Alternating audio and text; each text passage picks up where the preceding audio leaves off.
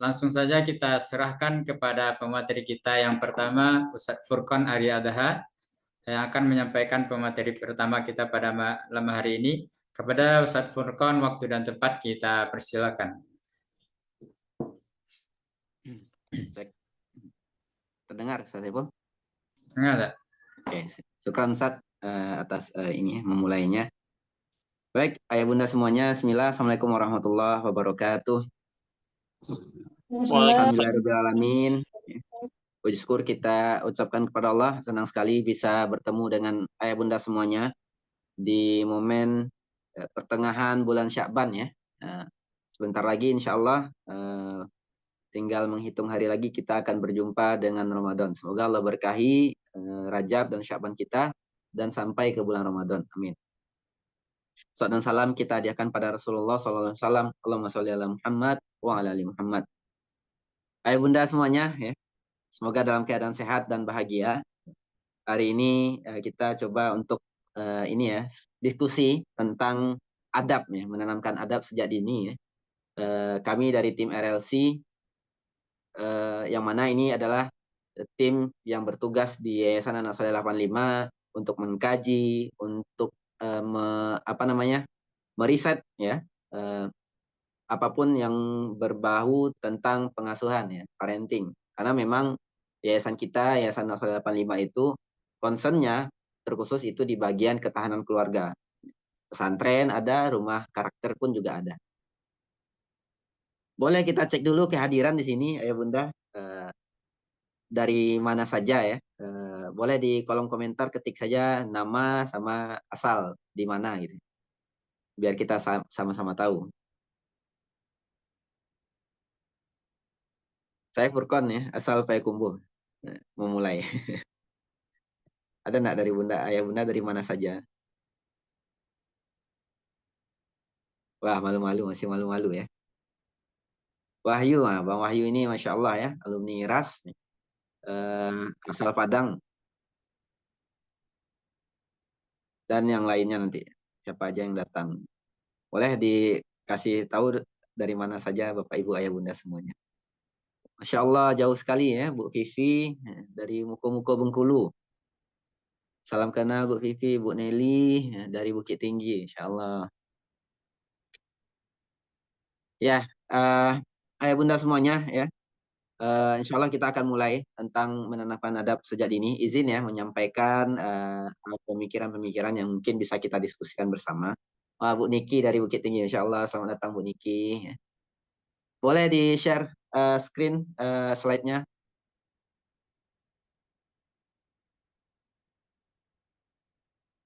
Baik ya Bunda semuanya, tentang adab ya, menanamkan adab sejak dini, berangkat dari hadis ya. Dalam hadis Rasulullah menyampaikan, innama bu'istu li utamima makarimal akhlak. Rasulullah itu hadir ya, untuk menyempurnakan akhlak manusia.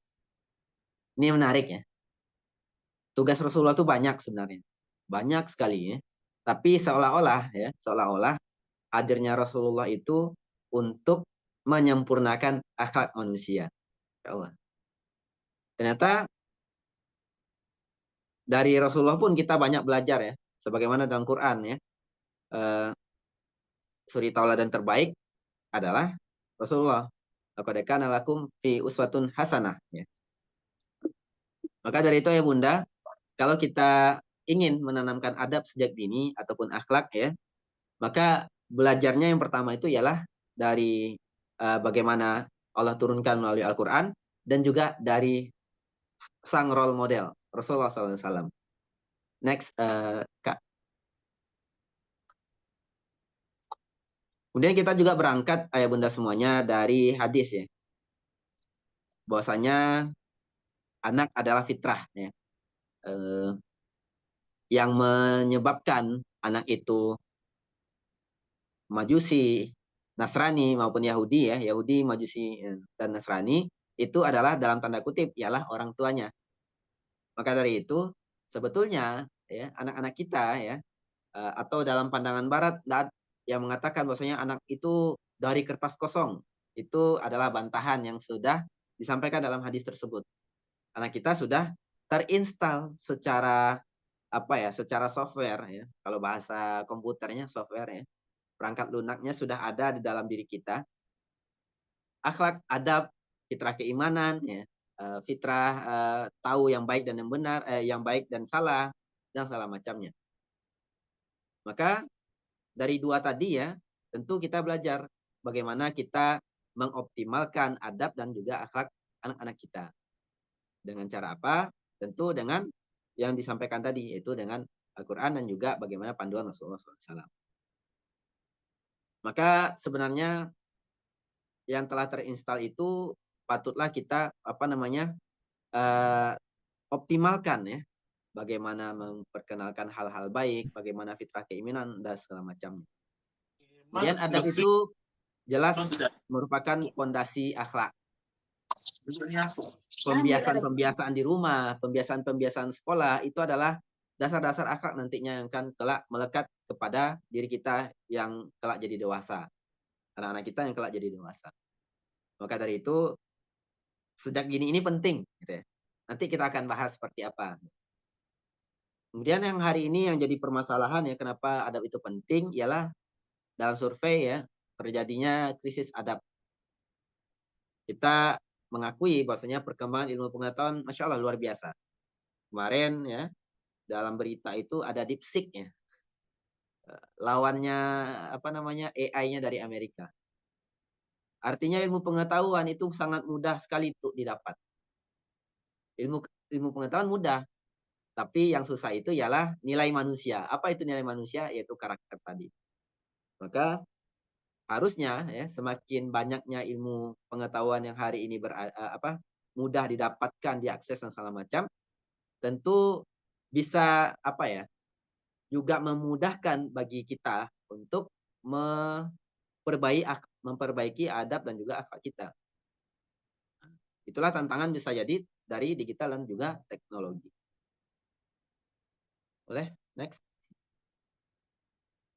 Kemudian ayah bunda semuanya ya, pentingnya usia dini.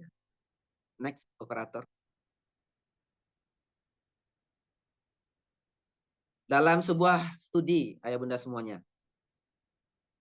Ini saya izin bacanya ya. Itu dalam studi di Amerika Serikat.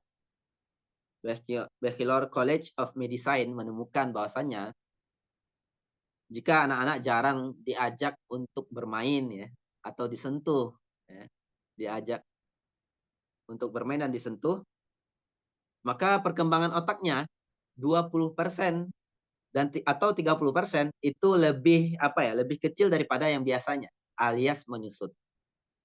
Ternyata di usia dini itu perkembangan otaknya sangat pesat.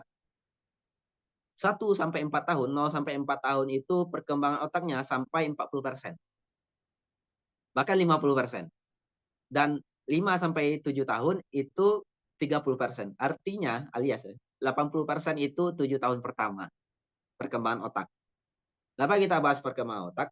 Karena memang karakter itu muncul ya dari yang namanya bagaimana apa yang telah dipikirkan, apa yang didapatkan ya, diterima dari rangsangan luar.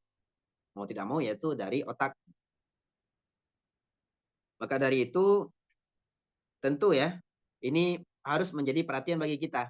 Boleh dicek nih, ada yang punya anak ya 7 tahun pertama ada ya bunda, boleh diketik saya ya, atau kasih emoticon tunjuk atau apa gitu ya. Ada anak yang punya hari ini sedang punya anak yang usianya 0 sampai 7 tahun. Boleh tuh kita iniin ya. Dan di usia 7 tahun pertama inilah ya, adab itu sangat mudah diajarkan. Karena sifatnya masih ya, anak usia 7 tahun pertama, terutama 5 tahun pertama itu ialah usia-usia bermain, usia bahagia ya. Sehingga ketika ini terbiasa dilakukan di rumah maupun di sekolah, ia akan menjadi kenangan dan melekat hingga dewasa. Menjadi panduan ya, kenangan menjadi panduan. Maka ya bunda semuanya ya, kita mengetahui pentingnya usia dini ya, terutama di 7 tahun pertama, haruslah mengikuti dari yang namanya fitrah pengasuhan. Apa itu? Yaitu orang tua harus berani repot. Kita belajar dari Bunda Hajar dengan anaknya Nabi Ismail alaihissalam. Ya waktu itu ya ditinggal dalam urusan yang lebih penting Nabi Ibrahim alaihissalam, yaitu urusan dakwah. Dalam kondisi yang terdesak, Nabi Ismail menangis ya, dan butuh asupan minum gitu ya. Sang ibunda berusaha mencari sumber mata air di tengah padang gersang ya, tanah yang tidak ada tanam-tanaman di lembah Mekah sana. Sa'i ya, lari-lari dari Bukit Safa ke Marwa. Sebaliknya, 7 kali bolak-balik tidak dapat. Dalam logika manusia ya, kalau sekali saja mungkin kita ke Marwa, kemudian balik ke Safa, tidak jumpa sumber air, kita tidak perlu lagi ya, balik lagi ke usaha yang sama. Iya kan? Tapi yang dilakukan oleh Bunda Hajar ternyata tetap berusaha. Ya. Berani repot tadi ya. Repot untuk anaknya. Untuk kebutuhan anaknya. Sehingga apa? Solusinya ternyata Insya Allah berada di kaki sang Ismail kecil. Hadirlah air Zam-Zam. Maka fitrah pengasuhan yang harus kita sadari dari awal ialah kita tuh harus berani repot. Jangan memudahkan apalagi di awal-awal usia anak kita. Memudahkan ketika anak rewel, kasih gadget misalnya. Ketika anak misalnya tantrum dan segala macamnya ya. Diberikan mainan ataupun makanan atau karena anak tidak mau diatur gitu ya. Ya sudahlah ini ha. Nih, tontonlah. Gadget, tenang, asal anak tenang. Kenapa ya Bunda kita harus berani repot? Sebab kalau kita tidak mau direpotkan di usia fase-fase emas ini, terutama di 10 tahun awal ini, maka siap-siap kita akan direpotkan oleh anak-anak kita ketika anak-anak kita dewasa kelak. Itu sudah banyak terjadi. Sudah banyak ya, generasi yang hari ini muncul ya istilah-istilah generasi strawberry lah, generasi Peter Pan, apalagi dan segala macamnya. Itu karena memang orang tua dari awal tidak mau repot di usia tahap perkembangan anak yang paling penting itu ya usia dini ini. Nah, oke orang tua ya yang punya anak 7 tahun pertama perbanyak ruang sabar, perbanyak berkalibrasi, berrelaksasi ya untuk anak-anaknya, untuk perkembangan anak-anaknya yang lebih baik. Next. Kemudian kenapa pentingnya next operator? Pentingnya usia dini ini ayah bunda semuanya. Ini berbagai macam fitrah tadi yang kita bahas ya, ternyata umumnya itu muncul ya atau bisa diinstal itu ketika usia awal 0 sampai 7 tahun. Fitrah keimanan contohnya. Fitrah keimanan yaitu bagaimana kita mengenalkan, membiasakan bahwasanya Allah ya, adalah Tuhan gitu ya. Tuhan dari si anak gitu. Tentu dengan cara mengenalkan dengan yang baik. Permasalahan sekarang ayah bunda semuanya kita itu terlalu mengklaim ya. Nah, tidak boleh makan tangan kiri nanti Allah marah. Atau misalnya, jangan lari-lari nanti Allah marah. Benar nggak kayak gitu ya? Padahal Allah enggak maha pemarah ya. Allah maha pengasih lagi maha penyayang. Tapi kita salah mempromosikan ya atau apa namanya ya. Menjadi sales bagi anak-anak kita. Sehingga apa? Yang ditangkap oleh otak anak-anak kita ialah Allah tuh marah. Sehingga fitrah keimanannya tidak terinstal dengan baik. Itu dia ayah bunda semuanya. Maka untuk mengenalkan fitrah keimanan ini, usahakan bagaimana kita menghadirkan hal-hal yang positif dari anak-anak kita. Mainkan nanti bagaimana dasar sebelum mengenalkan ibadah, kita harus kenalkan dulu karakter dasarnya seperti apa. Misal kayak jilbab misalnya, memakai hijab ya. Karakter dasarnya seperti apa sih awalnya gitu ya. Ternyata karakter dasar awalnya hijab itu ialah rasa malu. Untuk anak-anak kita yang perempuan berarti kenalkan dulu rasa malunya. Nah, gitu ya misalnya. Misal di awal 5 tahun pertama, ih mandinya nggak pakai apa, nggak pakai dalaman dan segala macamnya, malu bunda, malu ayah, misalnya. Dikenalkan, dikenalkan juga bagaimana kemaluan. Nah, maksud kemaluan itu ialah ketika kita apa malu untuk memperlihatkan ke orang lain dan juga malu untuk dilihatkan gitu ya, atau melihatkan kayak gitu.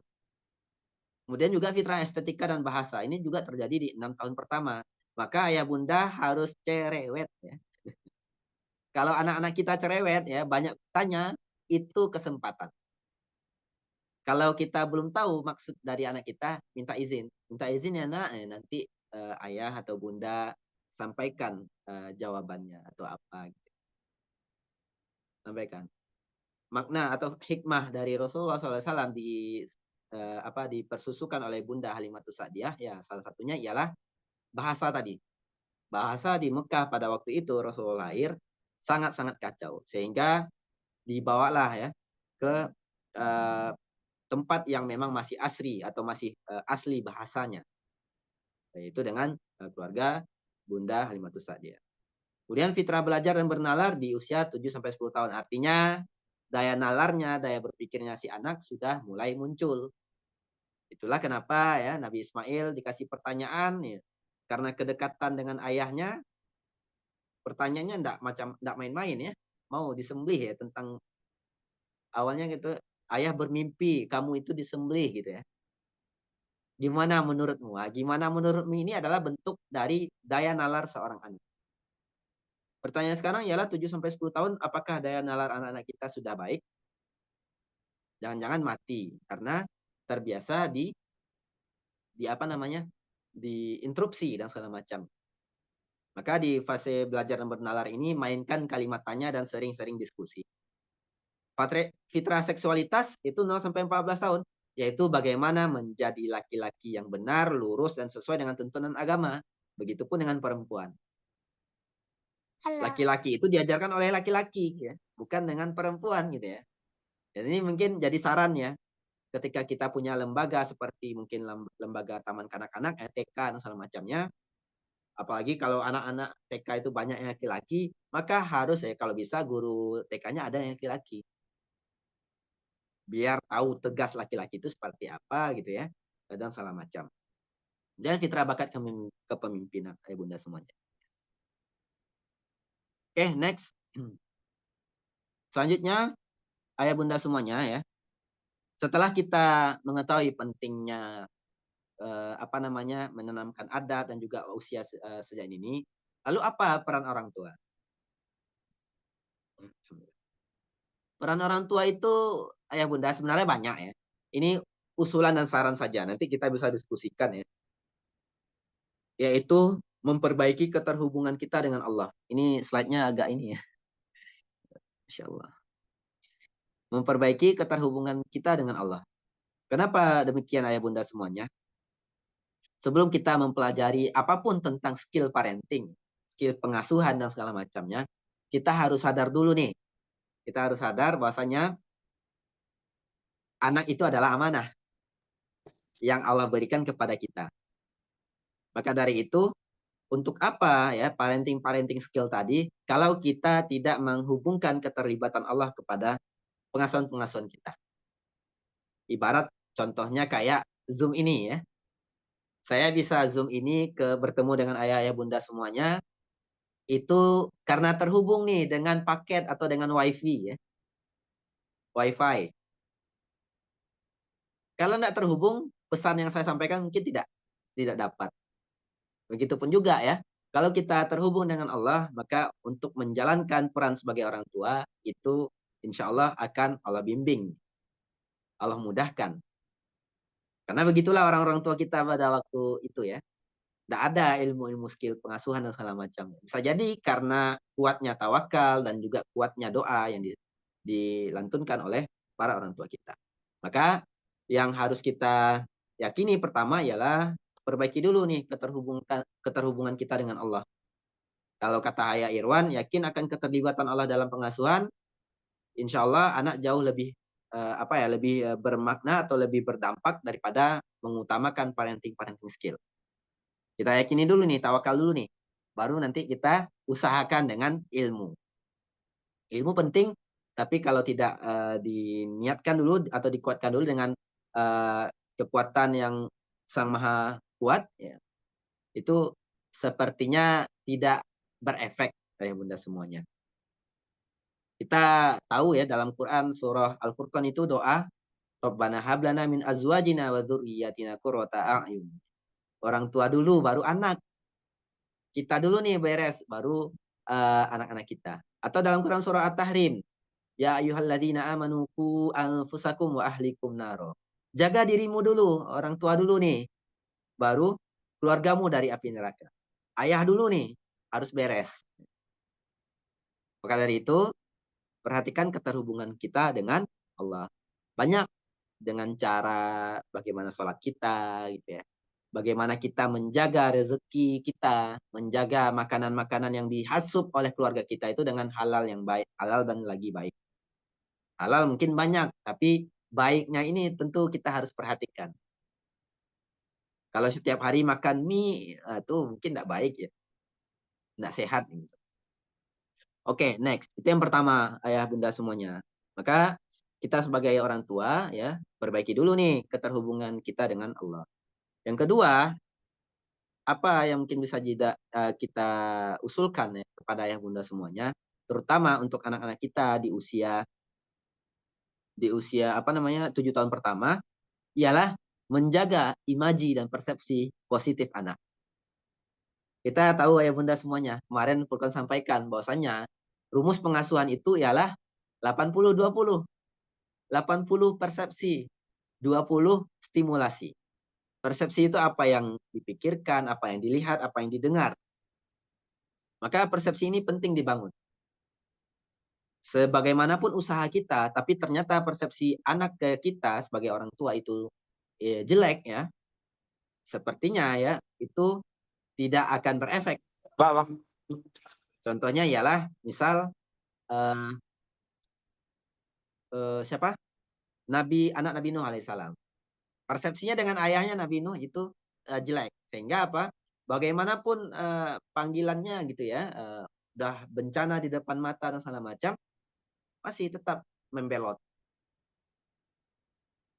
Bagaimana bentuk persepsi positif? Contohnya Nabi Ismail tadi dengan Nabi Ibrahim. Jarang bertemu, namun punya imaji yang positif. Persepsi yang positif kepada ayahnya. Maka bangun imaji, bangun persepsi, ya. Hayalan bagaimana dengan anak kita itu. Bagaimana cara membangun imaji positif ya untuk memunculkan fitrah-fitrah anak, fitrah baik anak, ialah yang pertama itu dengan bercerita, berkisah. Di kami ya, di rumah anak soleh ya, dan juga rumah karakter kami, itu banyak berkisah ya bunda. Terutama di usia-usia 7 tahun sampai 10 tahun. Kisah-kisah Nabi, kisah para sahabat, kisah-kisah hikmah dan segala macamnya. Tujuannya apa? Untuk membangun imajinasi tadi. Kemudian bagaimana cara untuk membangun imajinasi positif lainnya ialah dengan postur tubuh dan mimik wajah salah satunya ya. Contohnya ialah Rasulullah SAW itu meminta imam sholat untuk memendekkan bacaan apabila terdapat anak-anak di dalam shaf makmum. Apalagi anak-anaknya mungkin dalam kondisi menangis dan segala macam. Maka Rasulullah memendekkan, minta para imam untuk tidak usah berlebihan gitu. Begitupun ketika cucunya Rasulullah SAW main menduduki naik ke atas punggungnya Nabi. Ia melamakan sujud ataupun rukuknya. Karena apa? Karena beliau tidak ingin merusak imajinasi dari anak tersebut ya, para cucunya. Maka dari itu untuk mengenalkan tadi ya fitrah keimanan tadi, Kenalkan dulu dengan imajinasi positif. Misalnya ketika kita berada di alam misalnya. Nah, lihat burung gitu, burung. Burungnya mengepakkan sayap ya. Burungnya itu lagi ibadah, Nak, lagi sholat. Dia lagi memuji Allah. Wah, malam hari, wah ada bintang ya, Nak. Ada planet dan semuanya, ada bulan. Bagaimana planet, bintang dan segala macamnya itu beribadah ya, dengan berada pada garis edarnya. Dengan hal itu, masya Allah ya, berarti semuanya itu apapun yang diciptakan di bumi ini ialah untuk ibadah kepada Allah, untuk bersyukur kepada Allah. Maka dari itu untuk mengenalkannya ya dengan cara-cara yang menyenangkan, cara-cara yang baik dan cara-cara yang tidak minta maaf ya, tidak mengelontarkan kalimat-kalimat negatif terutama di usia 7 tahun pertama hingga sampai 10 tahun pertama. Bahkan ya, itu ada kesempatan 7 tahun ya, kemudian di 10 tahun pertama enggak juga sholat anaknya gitu ya. Itu Rasulullah sepertinya tidak ada untuk memukul anak untuk sholat, meskipun ada anjurannya. Maksudnya di situ agar kita ya memanfaatkan betul di usia 7 tahun pertama itu untuk mengenalkan Allah dan juga bagaimana bentuk kebiasaan-kebiasaan ibadah. Next. Selanjutnya ya Bunda ya. Nah, yang perlu kita lakukan yang ketiga ialah untuk anak-anak kita, cintai anak-anak kita dengan tulus. Saat ayah mencintai anak, maka anak-anak akan berkembang dengan baik dan akan membalas cinta ayahnya dengan segera, serta memberikan 2 bonus, kekaguman dan ketaatan. Anak kagum kepada ayahnya dan juga taat. Nah, maka yang perlu kita lakukan ya para orang tua terutama ayah ya, cintai tanpa tapi dan tanpa tepi. Untuk anak-anak kita di usia dini dan 7 tahun pertama. Next. Lanjut. Nah, peran guru kira-kira seperti ini ya Bunda semuanya. Kami di Rumah Anak Soleh ya, di Yayasan Anak Soleh 85, yang Rumah Anak Soleh ini khusus ya untuk usia-usia usia-usia dini sampai juga prabalik ya, mungkin sekitar sampai 12 tahun, itu mengupayakan lingkungan beradab setiap harinya. Baik itu tadi mungkin kalau ayah bunda lihat ya di rekaman video tadi, baik itu lewat uh, peragaan, lewat bermain peran, ataupun lewat ujaran dan juga cara bermain ya, belajar dengan bermain dan segala macamnya itu dimunculkan. Maka kita di sekolah ataupun sebagai guru ialah bagaimana membangun lingkungan beradab, terutama di 7 tahun pertama. Kalau di 7 tahun sampai 10 tahun mulai dikenalkan dengan konsekuensi. Artinya guru boleh dikenalkan tuh tentang bagaimana izin gitu ya. Bagaimana kalau ngomong dengan guru dan segala macamnya. Bagaimana kalau makan itu letak sampahnya di mana gitu ya. Susun sendal dan segala macam. Susun sepatu dan segala macam. Kalau bisa di sekolah ataupun di lembaga manapun ya, ada yang namanya program Adab of the Day. 1 hari 1 adab misalnya. Kalau kami di Rumah Anak Soleh ataupun rumah karakter ya, itu ada tuh eh, kayak silabusnya atau penjadwalannya, adab apa yang mau diupayakan, distimulasikan ke anak-anak kita. Dan juga gunakan kisah-kisah inspiratif. Saya di surah Al-Quran ya, sering bertemu dengan santri itu pakai kisah. Meskipun usia anak-anak itu sudah 12 sampai 18 tahun. Saya pakai kisahnya itu menyesuaikan usia ya. Menyesuaikan usianya, dan nanti tanya, kira-kira apa hikmah dan ibrohnya. Nah, dapat nanti banyak hal ya, banyak pandangan. Nah, tentu disesuaikan dengan usia. Kisah-kisah inspiratif yang bisa kita pakai di usia 7 tahun pertama dan 7 tahun setelahnya, tentu kita siapkan ya. Insya Allah kami, ayah bunda semuanya, sedang bikin nih kumpulan kisah-kisah yang inspiratif yang bisa kita pakai untuk di rumah ataupun di sekolah. Insya Allah mohon doanya ya bunda ya. Next. Lanjut. Kemudian ayah bunda, tips praktis di rumah ya. Ini tips praktis di rumah ialah yang pertama itu dalam Quran surah Al-Hasyr ayat 18, yaitu ya ayyuhalladzina amanu taqullah wal tanzur nafsum ma qaddamat lighad. Perhatikan hari esok itu mau apa. Penting amalan yaumi. Anak-anak kita yang sudah 7 tahun ke atas itu boleh kita bikin amalan yaumi, bantu dan dampingi anak-anak kita untuk bisa bikin amalan yaumi. Hari ini mau ngapain nak?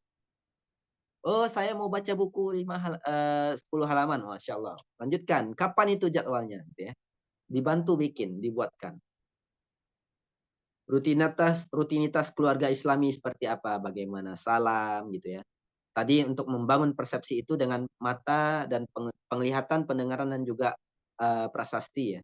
Bagaimana orang tua bisa jadi teladan. Bagaimana yang diujarkan di rumah itu ialah kalimat-kalimat baik, kalimat-kalimat thayyibah. Rutinitas keluarga Islami. Ya. Kalau mau memunculkan anak yang mungkin mencintai Al-Quran, maka biasakan di rumah ada jadwal baca Quran bareng-bareng atau tilawah dan segala macam. Kemudian yang kedua ialah kenangan ketaatan. Kenangan ketaatan ini seperti kita banyak ini di usia 7 tahun pertama itu banyakin kenangan-kenangan yang membangkitkan imajinasi positif tadi. Sebagaimana Nabi Yusuf alaihissalam, ayah bunda semuanya dengan ayah anda Nabi Yakub. Ketika ujian yang berat oleh Nabi Yusuf ya, ujiannya bahkan tidak tanggung-tanggung, ujian syahwat wanita. Ia mampu menghadapi ujian tersebut. Dalam tafsirnya itu banyak terlihat ialah ketika syahwatnya Nabi Yusuf sudah mulai bangkit gitu ya, karena sudah apa namanya ya, sudah secara untuk melakukan itu sudah tidak ada halangan lagi. Tapi muncullah wajah ayahnya di di dinding sana. Ini adalah bentuk dari kenangan ketaatan. Kenangan-kenangan yang memunculkan ketaatan ini, insya Allah di masa dewasanya anak-anak kita akan menjadi pedoman dan juga panduan. Ketika anak-anak kita dewasa sudah mulai kehilangan arah, ia akan tahu kemana ia pulang. Ke rumahnya, ia akan tahu di mana ia atau kemana ia akan kembali. Maka di usia 7 tahun pertama banyakin kenangan-kenangan ketaatan. Gak usah ini hati-hati ya, bentakan dan teriakan di rumah ataupun dengan anak-anak kita. Itu akan mematikan daya nalar anak-anak kita. Kemudian juga ayah bunda semuanya ajarkan adab sehari-hari ya, dan juga komunikasi positif. Mendengar aktif ya. Mendengar aktif itu sebagaimana Rasulullah SAW ketika para sahabat ada yang manggil, maka dia tidak menoleh saja, tapi menolehkan seluruh badannya. Seperti itu. Mendengar aktif itu ialah bagaimana mendengarkan dulu apa yang disampaikan anak kita. Sekalipun itu berulang kali disampaikan. Mendengarkan aktif itu bagaimana ketika anak kita sedih gitu ya, menamai perasaannya. Bukan langsung memberi solusi ataupun menjustifikasi perasaan tersebut. Maka komunikasi positif ya. Bisa lewat apresiasi ya, lewat ujian dan segala macam. Terutama di 7 tahun pertama. Lanjut. Ah, ini. Ini foto apa kira-kira ya bunda semuanya? Boleh diketik di kolom komentar. Apa maksudnya ini? Foto apa?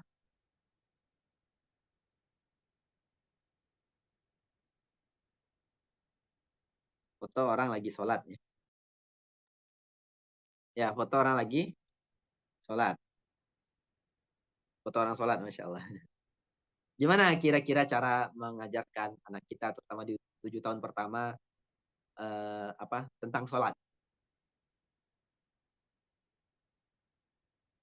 Kalau Furqan sampaikan itu kira-kira ada 4 ya tipsnya. Yang pertama itu yang tadi, imajinasikan, ceritakan bagaimana sholat itu. Bagaimana sholat itu kan karakter dasarnya ialah syukur ya. Mungkin pancing. Nah, ayah itu bersyukur banget hadir antum ya, hadirnya kamu di sini, hadirnya kamu di bumi ini, di dunia ini. Maka karena ayah bersyukur, ayah sholat misalnya seperti itu. Atau contohnya lagi ialah mengimajinasikan yang tadi ya, bagaimana burung-burung dan juga tata surya, bagaimana dengan caranya masing-masing memuji Allah, menyembah Allah. Kemudian juga praktek ayah harus tampil ya, atau ya terutama ayah nih terkait ibadah-ibadah ini. Ayah harus tampil di 21 minimal ya dalam psikologi itu pembiasaan-pembiasaan itu 21 hari ya sampai 40 hari ya. Pembiasaan-pembiasaan. Kalau mau membiasakan sholat di masjid berarti biasakan. Kalau anaknya mungkin masih 2 tahun atau 3 tahun, ayah izin dulu ya sholat di masjid gitu ya. Atau usia 5 tahun ke atas dan sama macamnya, ayah sholat di masjid dulu mau ikut anak? Ya ikut yuk, nah gitu. Nggak masalah dia kalau di masjid itu main-main dan segala macam. Ini kan banyak ya di masjid-masjid manapun ya, anak-anak main itu, wah di apa namanya, dilarang atau diteriaki, dimarahi dan segala macam. Sehingga yang memunculkan persepsi, wah nggak seru ya di masjid ya. Orang tua-tua aja, orang pemarah semua dan segala macam. Ini kan nauzubillah ya. Kenalkan itu. Kemudian apalagi apresiasi. Ketika suatu kebaikan atau adab ataupun karakter, adab ya terutama ya, kebiasaan sehari-hari anak itu berhasil dilakukan, beri apresiasi. Karena di usia 7 tahun ini anak-anak masih mencari-cari ya, mencari-cari harga dirinya. Nah, beri apresiasi. Kemudian juga pastikan dilakukan oleh orang tua. Maka perlu dicek kalau mau menanamkan adab apa gitu ya. Cek dulu kita sudah punya belum gitu ya. Kita mau menanamkan adab apa namanya sopan santun, tapi ternyata orang tuanya tidak sopan dan tidak juga santun. Nah, gimana cara menanamkan? Tadi ya, inti dari pengasuhan salah satunya juga ialah keteladanan tadi. Next. Dan ayah bunda ya. Ini foto apa ini? Maksudnya apa juga ya? Ada yang tahu? Boleh di kolom komentar ya bunda.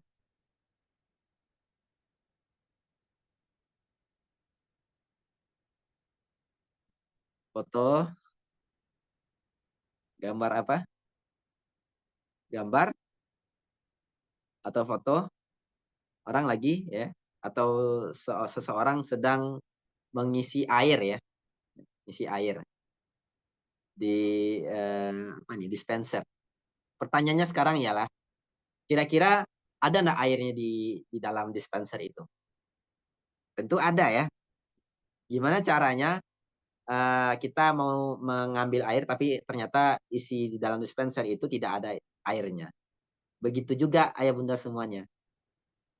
Gimana kita mau mengajarkan fitrah keimanan ya, fitrah keimanan kepada anak-anak kita. Contohnya misal kayak sholat tadi, atau misalnya contohnya kayak bagaimana sopan santun tadi, tapi ternyata kita masih defisit nih terkait karakter-karakter yang tadi. Misal kayak kita ternyata tidak sopan santun, kita ternyata tidak tepat waktu gitu ya, tidak juga sholat di masjid dan segala macamnya. Kita kadang-kadang juga interaksi dengan Al-Quran dan segala macamnya. Bagaimana cara kita menanamkan adab-adabnya tadi? Maka dari itu, terakhir, next, operator. Mulailah ayah bunda semuanya dengan membersihkan jiwa kita. Ya, mengembalikan fitrah-fitrah baik dalam diri kita.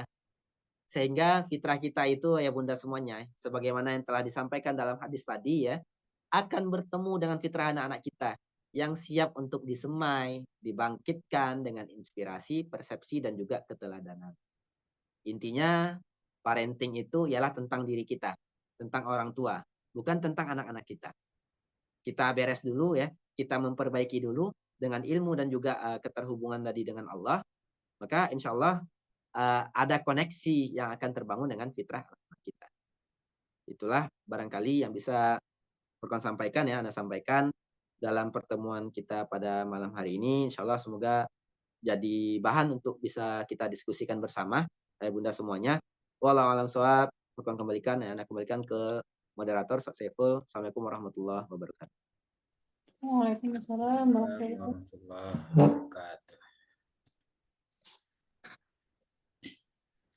Baik, ayah bunda yang dirahmati Allah, telah sama-sama kita dengarkan materi dari Ustaz Furqan terkait bagaimana cara untuk menghadapi dan memberikan pengajaran adab kepada anak-anak kita mulai dari usia 0 sampai usia prabalik dan balik juga. Sebelum kita lanjutkan, silakan bagi Bapak Ibu yang belum mengisi absen tadi di kolom chat, silakan diisi lagi Bapak Ibu absennya dengan menyebutkan nama dan juga asalnya dari mana. Baik, Bapak Ibu yang dirahmati Allah, selanjutnya kita masuk ke pemateri kedua kepada Ustazah Risa. Beliau adalah seorang fasilitator dan edukator adab di Rumah Anak Soleh. Kepada Ustazah, waktu dan tempat kita persilakan. Baik, syukran Ustaz Syaiful. Bismillahirrahmanirrahim.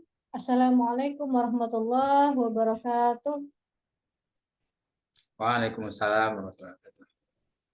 Alhamdulillahirrabbilalamin wa bihi nasta'in ala umuri dunya waddin. Asyhadu an la ilaha illallah wa asyhadu anna Muhammadan abduhu wa rasuluhu la nabiyya ba'da amma ba'd.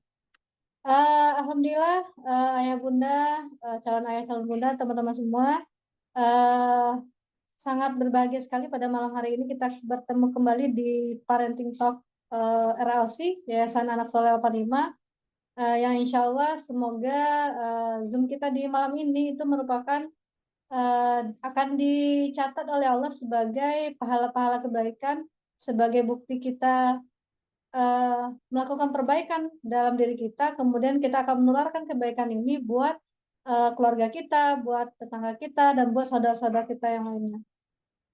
Selanjutnya salam dan salam kita kirimkan kepada Nabi besar kita, yakni Nabi Muhammad SAW. Allahumma sholli ala Sayyidina Muhammad wa ala ali Sayyidina Muhammad. Baiklah yang saya hormati keluarga besar Yayasan Anak Soleh 85, ada Ustaz Furqan, ada Ustaz Syaiful dan yang lainnya, dan teristimewa buat ayah bunda, calon ayah calon bunda dan teman-teman semuanya yang sudah berkesempatan hadir meluangkan waktu buat sama-sama belajar di Zoom Parenting Talk malam ini.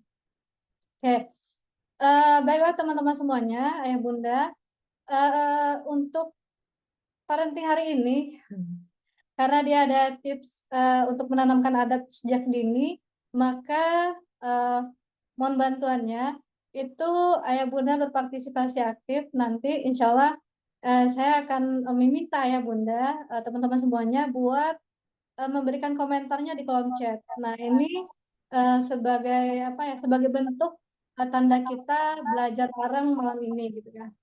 Oke. Baiklah, bagi ayah bunda teman-teman semuanya yang udah siap buat diskusi parenting talk malam ini, boleh tulis di kolom chatnya. Itu yang ditulis adalah Bismillah. Nah, jadi insya Allah dengan Bismillah kita akan diberikan pahala kebaikan dari Allah insya Allah. Oke, boleh silakan tulis di kolom chatnya Bismillah. Gitu. Oke, sudah ada yang ngetik. Boleh lanjutkan.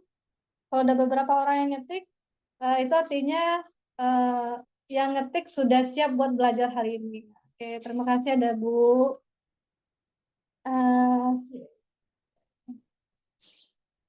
Ada Bu Nur Devi, kemudian ada Bu Nur, ada Bapak Rahman Hidayah, Bu Nur. Ya, alhamdulillah. Syukran. Alhamdulillah. Ayah bunda teman-teman semuanya sudah ngetik Bismillah, terima kasih banyak. Oke, ini adalah pembelajaran adab di Rumah Anak Soleh yang alhamdulillah kita udah hampir 13 tahun. Nah, dari tahun 2011, 13 tahun kita berkhidmat buat melakukan pendampingan dan pengasuhan buat anak-anak. Kita khususkan anak usia TK dan SD karena ini merupakan usia-usia yang kalau kita sebut ada golden moment. Nah, di usia-usia yang sangat penting dan kondisi kita hari ini, kebanyakan anak-anak tidak maksimal mendapatkan pendampingan pengasuhan dari orang tuanya. Nah, maka Yayasan Anak Soleh 85 mengambil peran itu untuk memperbaiki kondisi-kondisi itu. Nah, oke, sebelum kita lanjut ke materinya, boleh nih, kita kan ini pembelajaran adab. Nah, sebenarnya pembelajaran ini mulai kita fokuskan itu karena melihat fenomena situasi berbagai banyak kasus yang terjadi. Nah, boleh nih ayah bunda dan teman-teman semuanya, silakan tulis 1 atau 2 itu kasus kenapa kita mesti mengajarkan adab ini gitu, atau kita mesti memperbaiki adab generasi hari ini ya, kira-kira gitu. Nah, boleh sebutkan 1 kasus atau 2 kasus yang mungkin ayah bunda atau teman-teman lihat langsung atau dengarkan atau mungkin membaca berita-berita di medsos. Nah, silakan. Boleh sebutkan judul kasusnya apa. Minimnya moral anak-anak. Oke, syukran Kak Niki Yulianti. Oke, boleh lanjutkan. Kasus yang berhubungan dengan bobroknya akhlak generasi hari ini juga. Oke, barangkali teman-teman semuanya pernah mendengarkan bagaimana seorang anak itu tega apa ya, membunuh. Bahkan terakhir tadi saya lihat di beritanya seorang anak yang memenggal kepala ayahnya karena tidak karena keinginannya tidak diikuti. Nah, ini menandakan bahwa anak tersebut tidak bisa beradab kepada orang tuanya.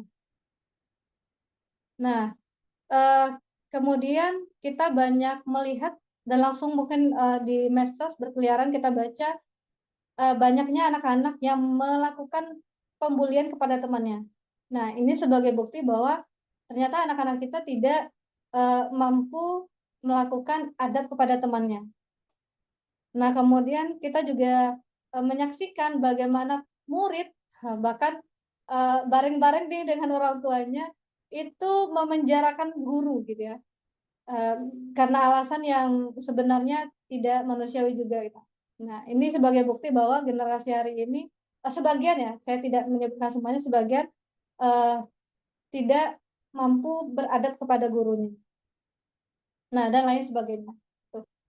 Oke, boleh next operator.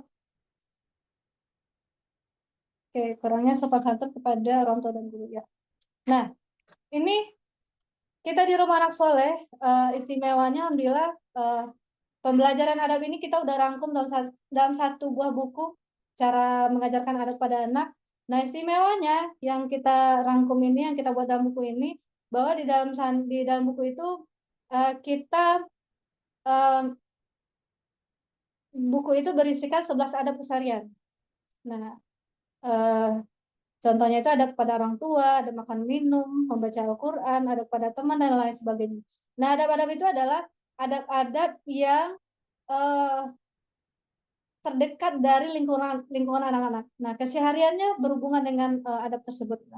Nah, kemudian istimewanya lagi di pembelajaran adab kita di Rumah Anak Soleh itu kita tidak hanya mengatakan oh nak adab makan minum pakai tangan kanan ya gitu kan. Tidak hanya sekedar kita memerintahkan itu tidak. Tapi kita juga di sana membuat kisah-kisah yang sudah terbukti kevalidasinya. Nah, kemudian di sana ada nilai-nilainya, karakter dan akhlak dari Rasulullah dan sahabat-sahabat sekalian. Nah, kemudian yang paling penting adalah kita meramunya itu berlandaskan Al-Quran, hadis, dan kisah-kisah yang sudah valid tadi gitu. Nah, salah satunya alas kita berangkat, pondasi kita berangkat, kenapa akhirnya kita di Yayasan Anak Soleh melakukan pembelajaran ini, adab ini, fokus untuk memperbaiki adab ini. Nah, ini kita lihat di Al-Azab sama di hadis riwayat Ahmad. Bahwasanya sesungguhnya telah ada pada diri Rasulullah itu suri teladan yang baik bagimu, bagi orang yang mengharapkan rahmat Allah dan kedatangan hari kiamat, dan dia banyak menyebut nama Allah. Nah, kemudian dari hadis riwayat Ahmad, sungguh Rasulullah itu diutus untuk menyempurnakan dan memperbaiki akhlak. Nah, bayangkan Rasulullah itu kurang lebih 13 tahun itu hanya untuk memperbaiki akhlak, hanya untuk memperbaiki adab-adab masyarakat pada saat itu.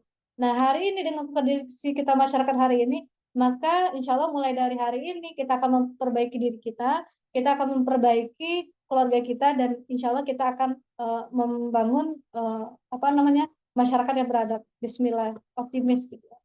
Oke, lanjut.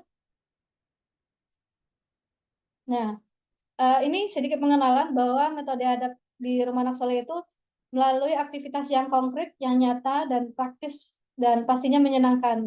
Kenapa menyenangkan?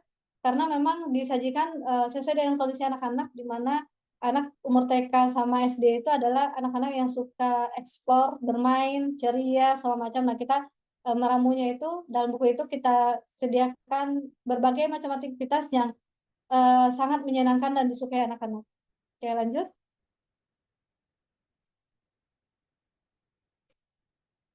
Nah, ini penjelasan singkat saja, di mana di metode RAS itu artinya adalah repetisi aksi simulasi. Nah, kita melakukannya itu dengan repetisi, itu ada pengulangan, kita memberikan respon informasi, stimulus, untuk memunculkan tingkah laku baik bagi anak-anak. Nah, kemudian sana ada aksi, di mana dari informasi-informasi tersebut kita harapkan anak-anak dapat memahami, kemudian akan dari informasi itu anak-anak akan memunculkan tindakan baiknya. Dan terakhir itu ada simulasi, di mana kita menghadirkan replika visualisasi perilaku baik sesuai dengan kondisi yang sebenarnya. Oke, lanjut. Nah, dari metode RAS tadi, metode repetisi, aksi, dan simulasi. Nah, ini ada 3 proses lagi yang akan kita bangun dari proses yang 3 tadi. Nah, prosesnya apa? Itu adalah proses knowing, feeling, dan acting. Di mana kita apa ya? Tidak menafikan juga bahwasanya di lingkungan kita, mungkin di keluarga, di masyarakat, di sekolah, segala macam, sebenarnya eh, para guru kita, orang tua kita sudah mengingatkan kita buat melakukan perilaku adab gitu. Misalnya yang simpel yang tadi itu, nak boleh makan minumnya sambil duduk gitu kan. Nak, makan minumnya pakai tangan kanan ya. Nak, makannya sebelum makan dan minum kita berdoa dulu ya. Gitu. Nah, itu sudah kita lakukan. Hanya saja mungkin kita belum maksimal dalam melakukan prosesnya ini. Kenapa? Eh, Ketika misalnya para guru, para orang tua sudah mengingatkan anak-anak yang beradab, contohnya tadi ada makan dan minum, tapi kenapa ya anak-anak pada akhirnya balik lagi tuh mereka makan minumnya pakai tangan kiri lagi, makan minum sambil berdiri segala macamnya, karena bisa jadi pondasi awalnya itu nggak ada. Mereka hanya tahu oh itu, tapi nggak tahu alasannya kenapa melakukan itu dan siapa yang dicontoh, mereka nggak tahu karena mungkin prosesnya belum berjalan dengan baik gitu. Nah, di pembelajaran ada metode RAS, kita menginginkan ketiga proses ini, knowing, feeling ini, acting ini berjalan dengan baik. Nah, di mana proses knowing itu ada anak mengetahui dan memahami mengapa ya mereka harus berperilaku baik, mengapa ya mereka harus makan dan minum dengan tangan kanan, mengapa mereka harus makan minum dengan tangan kiri gitu ya. Nah, kemudian dari proses knowing ini itu akan dibangun ke suatu kesadaran dan kecintaan. Oh iya, kita makan minum dengan tangan kanan karena kita niru Rasulullah gitu. Nah, kita berdoa sebelum makan minum, mudah-mudahan karena itu adalah makan minum itu adalah salah satu proses ibadah, dan dengan kita melakukan itu, insya Allah makan minum kita ini akan dinilai ibadah oleh Allah. Nah, kemudian yang ketiga itu acting. Nah, dari proses knowing, feeling, acting, tindakan nyata, maka insya Allah itu akan muncul, akan nampak perilaku anak itu sesuai dengan adabnya. Nah, ketika knowing, feeling, acting sudah ada, maka tindakan nyatanya ya insya Allah anak-anak ketika udah paham, mereka tidak lagi makan minum dengan tangan kiri, enggak. Bahkan ketika temannya melakukan makan minum dengan tangan kiri, dia sendiri akan negur temannya. Bahkan mungkin di orang tuanya. Karena beberapa anak-anak TK dan SD yang kita dampingi, itu orang tuanya cerita bagaimana anak-anaknya apa namanya menegur orang tuanya biar makan minumnya sambil duduk. Kemudian bahkan ada beberapa orang tua yang belum terbiasa pakai hijab, itu ditegur anaknya, bunda pakai hijab dong, pakai jilbab, malu gitu kan. karena kita diajarkan buat untuk aurat. Nah, seperti itu. Itu adalah perilaku baik yang bahkan anaknya pun sudah bisa mengingatkan orang tua dan teman-teman sekitarnya. Boleh, next.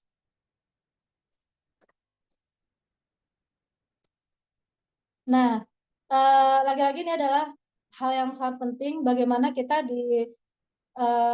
tidak hanya di rumah anak soleh, karena ini peran orang tua itu adalah suatu hal yang utama, dan kelak nanti anak-anak kita itu akan diminta pertanggungjawabannya justru orang tuanya, nggak yang lain gitu kan. Nah, dan perlu juga digarisbawahi bahwasanya ketika anak-anak kita bersekolah atau ngaji di masjid atau musola, maka peran orang tua itu digantikan oleh para gurunya.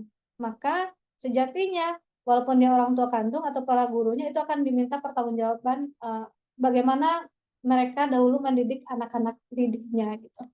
Oke, boleh lanjut.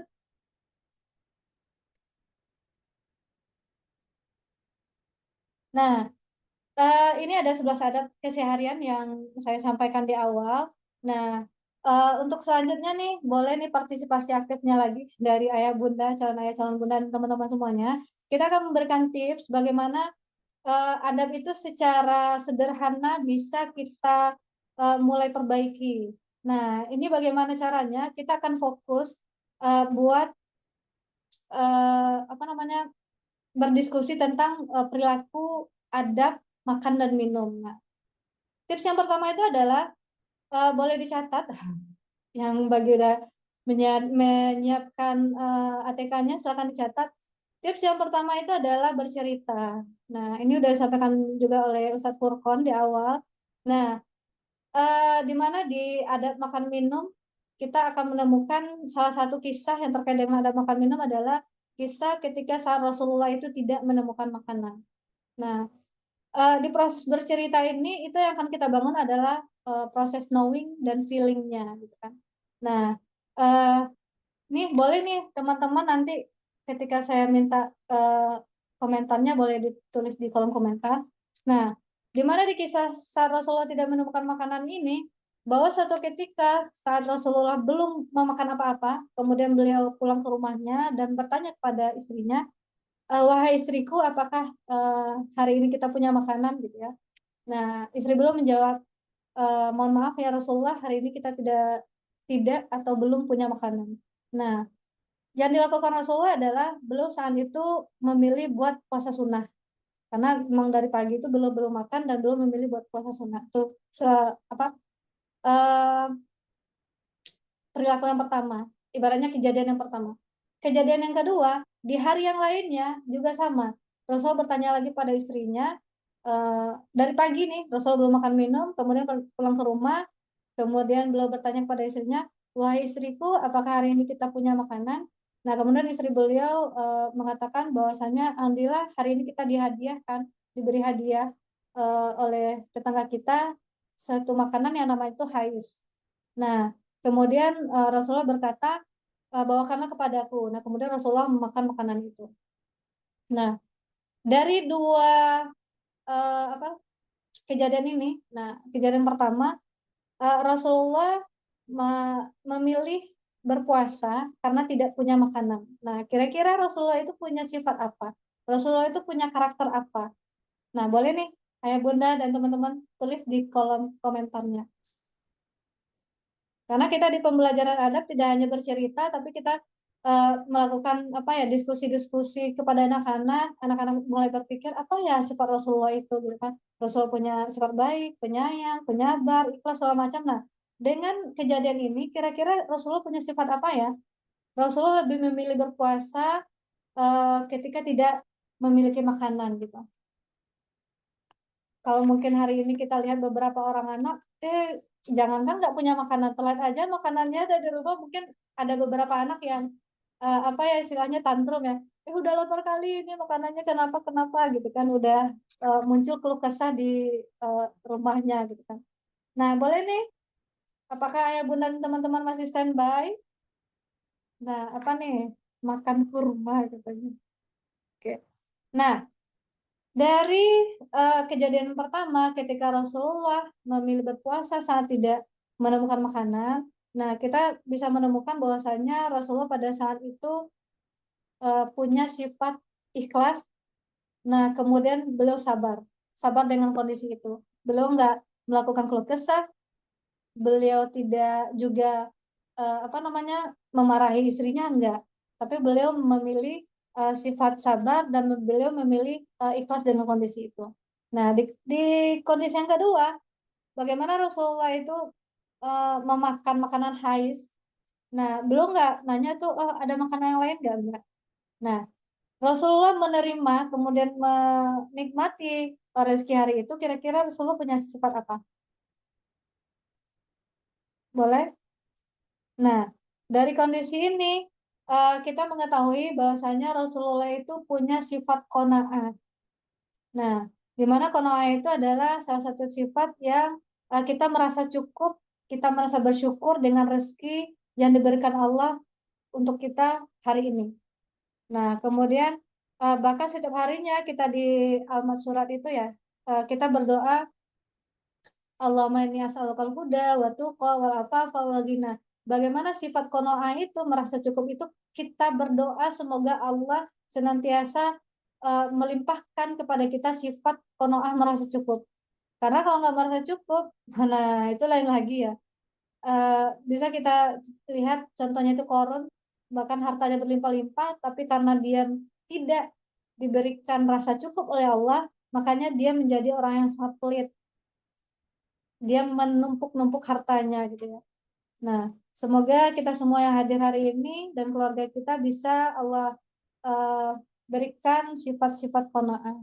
Nah, itu ayah bunda dan teman-teman semuanya, tips yang pertama tadi adalah bercerita.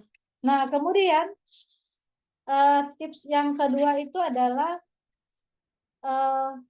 kita memberikan pemahaman kepada anak dengan menceritakan, dengan memberikan informasi berupa landasannya, fondasinya, alas berpijak, kenapa berperilaku baik, kenapa beradab, atau yang simpelnya kita sebutkan adalah dalil. Nah, dalil ini kita ambil dari Al-Quran, dari hadis. Nah, kemudian juga ketika misalnya nanti dia makan minum, kita harus makan makanan itu harus bergizi. Nah, itu hal yang bermanfaat adalah fondasinya dari segi atau dari bidang kesehatan misalnya. Nah, kita akan lihat di perilaku ada makan minum itu ada banyak perilaku, ada 11 perilaku ada makan minum di buku yang sudah kita rangkum. Nah, kita akan ambil beberapa saja. Yang pertama itu adalah makan dan minum mesti halal dan sehat bagi tubuh kita. Ini landasannya apa gitu kan? Nah, kita bisa mengetahui bahwasannya landasannya itu adalah terdapat di surat Al-Baqarah ayat 168. Nah, kita sampaikan, mesti kita ajarkan kepada anak-anak kita. Biar dia mengetahui, dia memahami alasan mengapa ya kita harus mesti makan makanan halal dan sehat gitu kan. Nah, di Al-Baqarah salah satunya ini ya, ayat 168, wahai manusia, makanlah dari makanan yang halal dan baik yang terdapat di bumi dan janganlah kamu mengikuti langkah-langkah setan. Nah, dari landasan ini, dari Al-Baqarah ayat 168 ini kita bisa juga menjelaskan lebih lanjut, nah, makanan halal itu seperti apa? Atau mungkin anaknya bertanya, ayah, bunda, atau bu guru gitu kan, makanan halal itu seperti apa sih? Gitu kan. Nah, boleh nih, minimal ada 3 nih ya syarat kenapa makanan minuman itu disebut halal. Yang pertama itu adalah halal zatnya, kemudian yang kedua itu adalah halal cara memperolehnya, dan yang ketiga itu adalah halal prosesnya. Nah, kenapa mesti minimal memenuhi 3 unsur ini? Coba kita bayangkan hari ini kita punya kurma. Nah, anggur. Nah, anggur itu adalah makanan yang halal, buah yang halal buat kita konsumsi. Nah, bagaimana jadinya ketika anggur itu kita peroleh dari hasil curian? Kira-kira menjadi halal atau enggak? Nah, tentu saja tidak gitu ya. Nah, kemudian anggur ini kita peroleh dari kebun kita sendiri bagi yang udah punya kebun anggur, atau kita peroleh anggur ini kita beli dari minimarket misalnya. Berarti halal zatnya, halal cara memperolehnya. Nah, tetapi sampai di rumah kita mengolahnya itu menjadi suatu minuman yang kita sebut alkohol misalnya. Nah, boleh nggak alkohol? Padahal dia awalnya halal kan? Boleh nggak kita konsumsi alkohol itu? Tentu saja tidak, karena di dalam prosesnya itu sudah tidak memenuhi syarat sebagai makanan minuman halal. Nah, minimal ada 3 nih makanan minuman halal. Halal zatnya, halal cara memperolehnya, dan halal cara prosesnya. Nah, kalau misalnya anggurnya langsung dimakan ya sah-sah saja langsung halal ya. Tapi kalau diproses menjadi hal yang lain, ya belum tentu dia menjadi halal. Nah, kemudian tidak hanya halal tapi juga baik. Nah, baik itu seperti apa? Nah, salah satunya itu adalah makanan itu bergizi dan kemudian dibutuhkan oleh tubuh kita. Jadi kita tidak hanya makan kemudian kenyang udah selesai, enggak. Tapi kita eh, makanannya udah halal nih, udah memenuhi kriteria halal. Tapi kita makanannya dalam apa porsi yang berlebihan. Nah, itu juga nggak baik. Nah, jadi halal dan baik.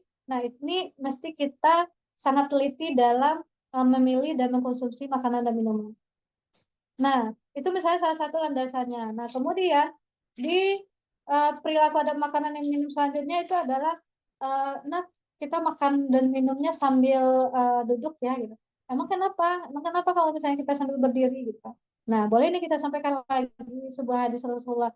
La yasrabana adukum qaima. Janganlah kamu makan dan minum sambil berdiri. Nah, karena memang dari segi kesehatannya sudah terbukti ketika makanan minum kita makan dan minum sambil berdiri itu akan eh, merusak sistem pencernaan kita misalnya. Nah, itu boleh ayah bunda dan teman-teman semua cari lagi. Nah, kemudian perilaku ada makanan minum yang ketiga kita contohkan. Nah, makanan minumnya pakai tangan kanan ya. Nah, muncul lagi nih pertanyaan, kenapa ya mesti pakai tangan kanan gitu? Ternyata Rasulullah pun sudah mengajarkan kita dalam sebuah hadisnya, janganlah kamu makan dan minum dengan tangan kiri, karena sesungguhnya setan itu makan dan minum dengan tangan kiri.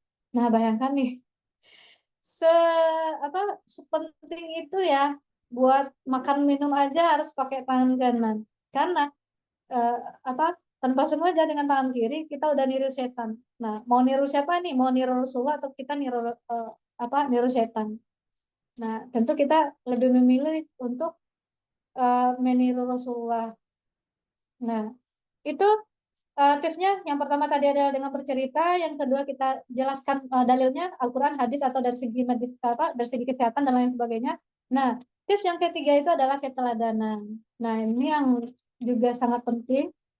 Keteladanan itu seperti apa? Ketika kita meminta anak-anak misalnya makan minum dengan tangan kanan, ternyata orang tuanya pakai tangan kiri. Ternyata para gurunya dilihat pakai tangan kiri biasa aja tuh gitu.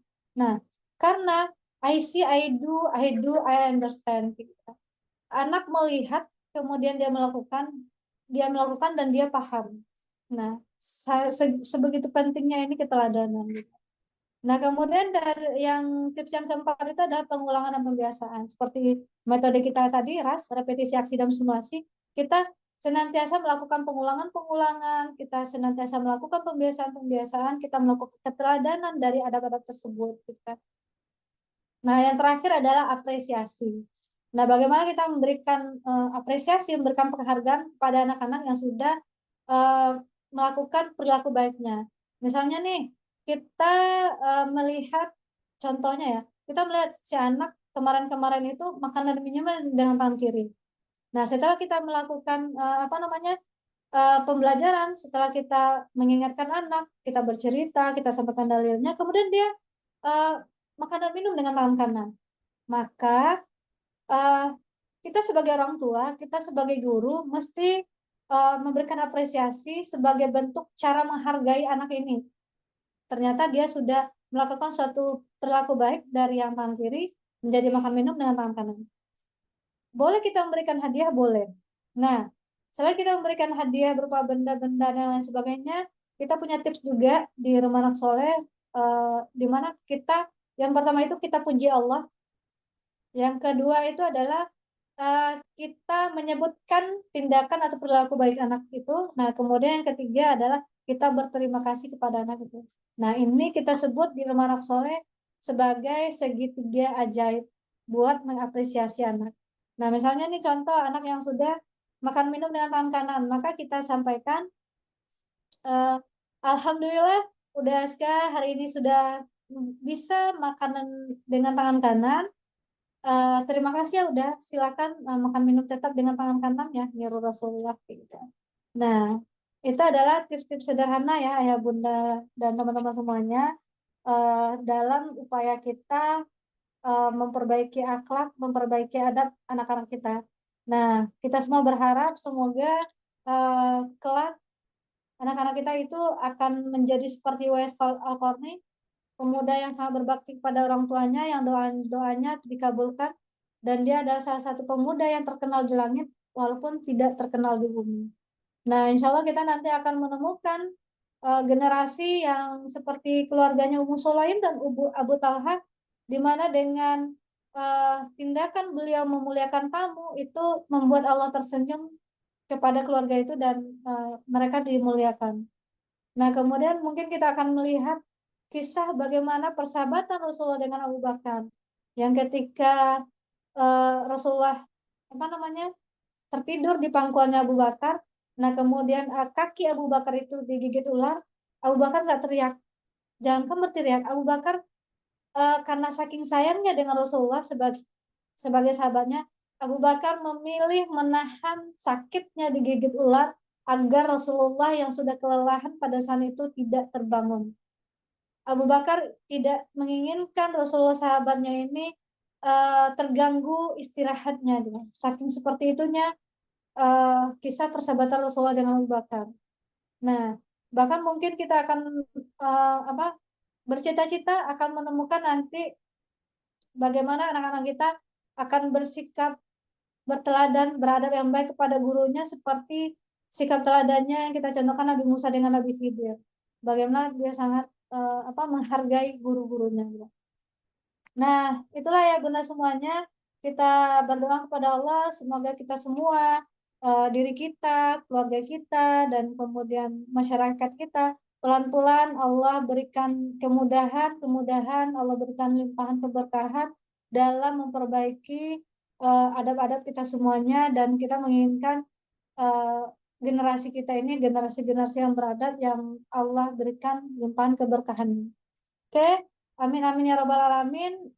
Itu saja buat sharing parenting talk kita di malam hari ini.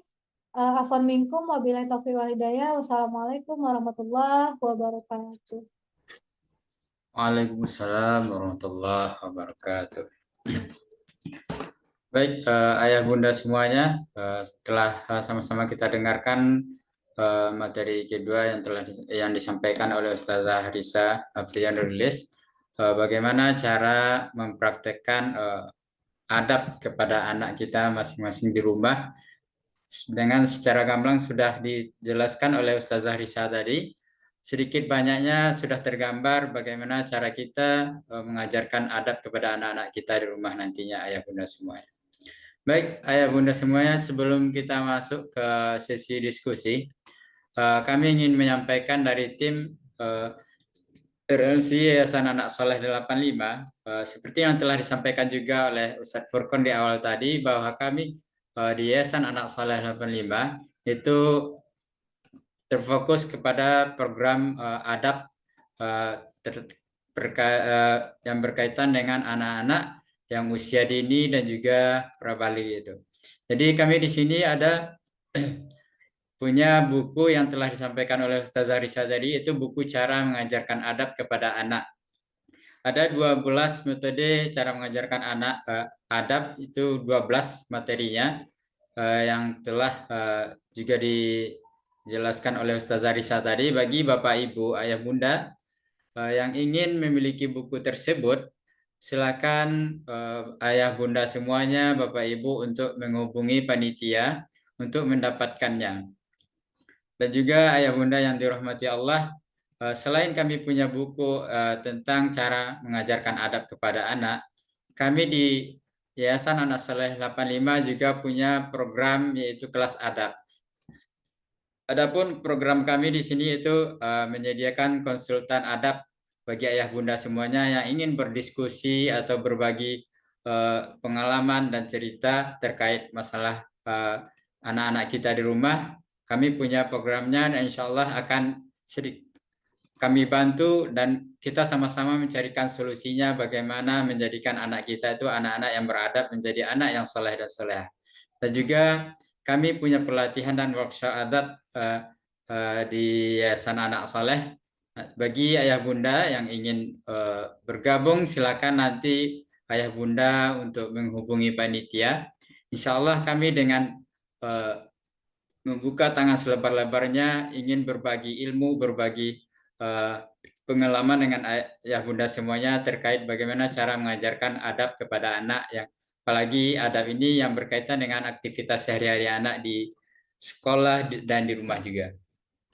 Baik, ayah bunda yang dirahmati Allah, jika ayah bunda berminat silakan nanti hubungi panitia untuk terkait buku cara mengajarkan adab kepada anak, dan juga kalau ayah bunda berminat terkait kelas adab yang ada di Yayasan Anak Soleh, silakan dihubungi panitia nantinya.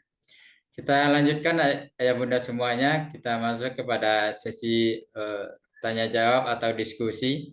Silakan kepada ayah bunda yang ingin bertanya terkait program adab atau masalah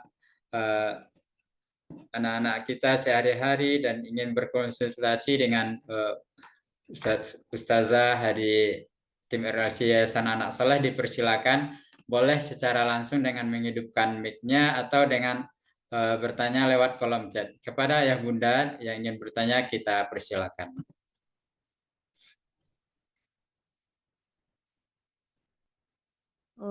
Izin bertanya Pak Ustadz. Ya Bu, silakan Bu. Sebelumnya saya mohon maaf Pak Ustadz. Mohon maaf ini kamera saya matikan Pak Ustadz ya. Jaringannya kurang bagus. Perkenalkan, itu saya Niki dari Bukit Tinggi Pak Ustadz. Ini bagaimana solusinya supaya kehadiran perhatian dari pihak orang tua yang laki-laki, artinya pihak ayah ini, kalau minim perhatiannya kepada anak kita Pak Ustadz, otomatis anak itu kurang berkembang ya, diam, tidak ceria seperti anak-anak yang lainnya.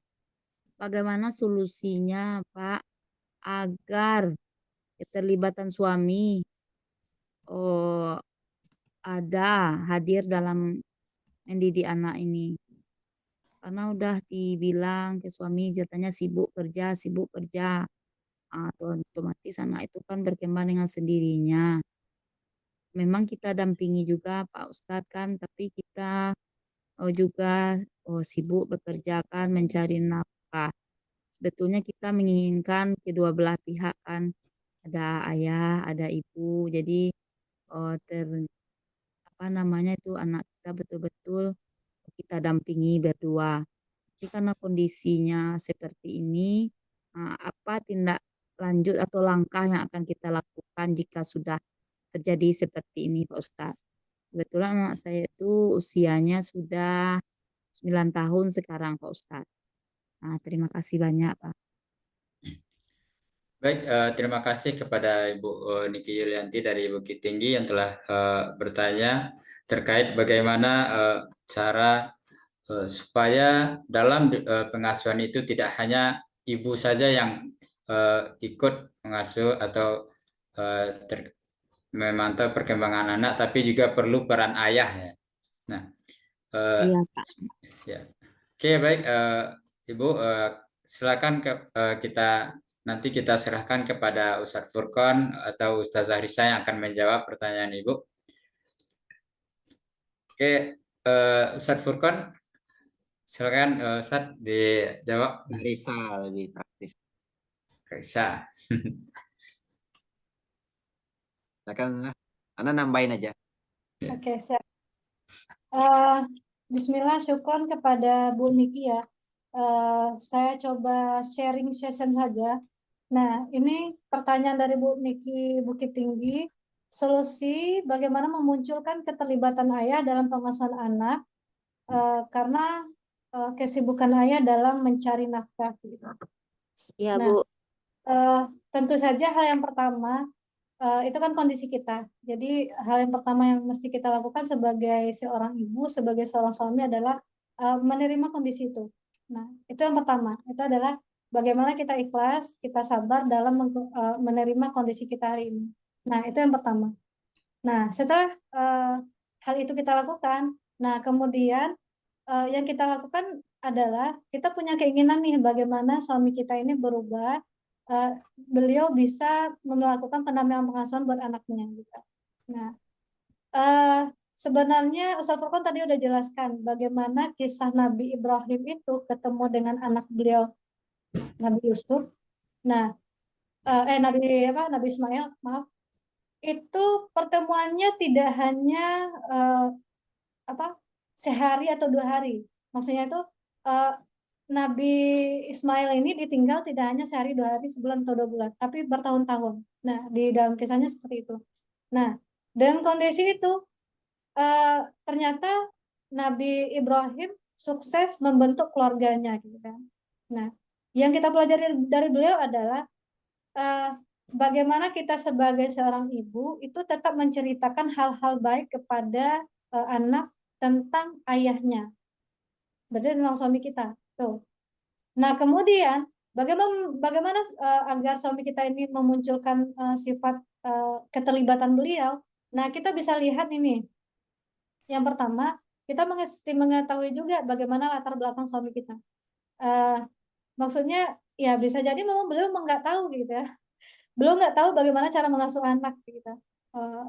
Karena memang karena mungkin dalam masa lalu beliau belum nggak tahu juga nih seperti apa harus melakukan pendampingan pengasuhan beranak. Nah, kita sebagai istri itu pelan-pelan pasti ada waktu lah ya buat di keluarga.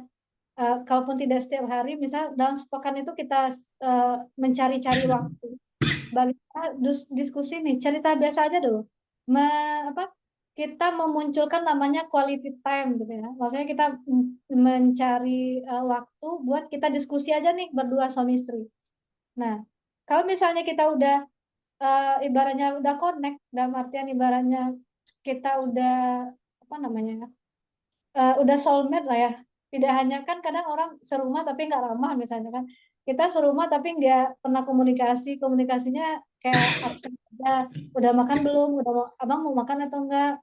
Mau makan sekarang atau belum ya? Jadi kayak kondisi absen tapi enggak. Kita munculkan komunikasi yang kita benar-benar partnernya kita nih. Kita emang soulmate-nya kita nih. Kita suami istri nih. Nah, kalau udah muncul kedekatan itu kita suami dan istri, nah mulai nih pelan-pelan. Alhamdulillah Bu Niki kan udah belajar parenting juga. Mulai nih pelan-pelan sampaikan kepada suaminya.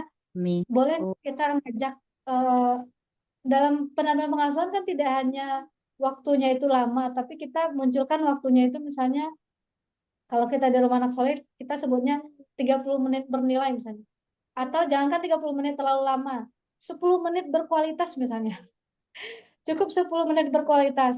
Kalau misalnya di programnya pemerintah itu bahkan ada apa namanya 18 sampai 20. Jadi waktu dari maghrib sampai isya itu adalah waktunya kita berkeluar di dalam keluarga, enggak kemana-mana misalnya. Nah, ini waktu-waktu ini itu Bu Niki sendiri nih yang lebih paham seperti apa. Jadi tetap menyediakan waktu diskusi. Nah, kita nggak dulu memunculkan kita pengennya suami ini bersikap seperti ini sama anak-anaknya melakukan pendidikan seperti ini pada anaknya. Enggak, sederhana aja dulu. Kita membangun hubungan kedekatan yang baik, komunikasi yang komunikasi yang kekeluargaan lah ya, ibaratnya itu memang dekat, suami istri dekat, ayah bunda dengan anaknya dekat. Nah, itu dulu yang kita bangun. Nah, sembari nanti Bu Niki mulai catat nih eh, peran yang mau dari waktu-waktu itu mulai catat nih sedikit-sedikit, nggak langsung banyak ya, sedikit-sedikit mulai nih ayah nanti lakukan apa ya buat si anak, atau nanti kalau anaknya laki-laki, ini anaknya mohon maaf, laki-laki atau perempuan ya Bunda ya? oh, laki-laki, Bu. Ada anak yang perempuan tapi dia udah besar, baru mulai berkembang baru karena dia udah punya teman. Oke, Laki-laki, dia umur 9 oke. tahun, Bu. Heeh. Oke, siap. Nah, mau dia anak laki-laki ataupun anak perempuan, dua-duanya tetap harus mendapatkan pendampingan pengasuhan dari ayah dan dari ibunya. Kalau dari ibu oke lah ya, karena memang secara alaminya itu pasti dari ibu dulu dekat gitu. Nah, yang dari ayah, walaupun anaknya umur berapapun, itu tetap ada peran ayah di situ. Nah, khusus di anak yang 9 tahun, anak yang laki-laki, nah ini lebih lebih apa namanya? Lebih mudah lagi masuknya. Ibaratnya sediakan waktu, misalnya ayah dengan anak ini main bola misalnya, atau melakukan mancing bareng misalnya, atau apa kayak kegiatan yang di rumah misalnya goro. Nah, itu buat aktivitas bersama. Misalnya anak ini bersama dengan ayahnya. Nah, itu dulu hal-hal yang sederhana yang apa namanya? Yang bisa kita lakukan di keluarga kita. Nah, nanti baru pelan-pelan Bu Niki catat ini kegiatannya misalnya goro bersama ayah. Kemudian nanti ayah bersama anak main bola misalnya. Atau kemana misalnya makan di mana misalnya kan, atau misalnya camping sederhana di mana gitu kan. Nah, mau catatnya aktivitasnya dulu yang sederhana-sederhana. Nah, kemudian sediakan waktunya. Nah, baru nanti pelan-pelan apa namanya? Di keluarganya itu yang Ustadz Furqon bilang itu adalah amal yauminya. Kegiatan sehariannya itu seperti apa? Misalnya ada sholat berjamaahnya bareng-bareng nanti di masjid gitu kan. Nah, kemudian nanti tilawah bareng misalnya. Nah, itu adalah eh, hal yang apa namanya? Rundown ya kalau kita sebut, maksudnya aktivitas harian itu mesti tercatat kayak gitu. Jam-jam berapa ini ngapain, ayah bundanya ngapain, kemudian di poin pendampingan pengasuhannya ini jam berapa nih nanti hari ini, atau dalam sepekan itu hanya kita bisa waktu karena kesibukan ayah dalam cari nafkah. Oh, ternyata ayahnya itu hanya libur di 1 hari aja per pekan misalnya. Nah, itu catat Iya, itu di hari per pekan itu kita benar-benar menciptakan waktu yang sangat berkualitas. Di keseharian dalam sehari-hari mana pasti ketemu dong ayah bundanya dengan anaknya. Nah, misalnya bagaimana kita menciptakan hal yang sangat bermanfaat, berkualitas pada saat anak izin mau pergi ke sekolah misalnya. Mungkin dengan salamannya seperti apa, kemudian memeluk anak, mendoakan anak, itu kan simpel. Nggak sampai 5 menit lah ya. Nah, mulai nih, kita tidak hanya misalnya, eh Bunda pergi sekolah, dah langsung anaknya kabur, enggak. Tapi, ya nak, sini dulu ya, salam dulu sama ayah, salam dulu sama Bunda, kemudian peluk, bersalaman, peluk, cium, kemudian doakan anak. Doanya bahasa kita aja, bahasa sehari-hari. Nah, mungkin itu tips-tips sederhana dulu yang bisa Bu Niki apa mulai lakukan di rumahnya. Semoga nanti ke depannya dengan banyak-banyak apa namanya belajar parenting itu apalagi nih anak-anak usia ini apa ya yang mesti kita lakukan anak usia ini berapa gitu. Nah, ini iya, lebih skillnya itu pemahamannya nih sepurpon nih sesuai dengan umurnya yang tadi ya. Apa ini gitu betul. kan. Nah, itu mungkin Bu. Nah, Bu Niki dengan segala keterbatasannya saya ya sharing sessionnya. Mungkin Ustaz Furqan ada yang mau ditambahkan? Ya, makasih Kak. Insya Allah udah banyak ya.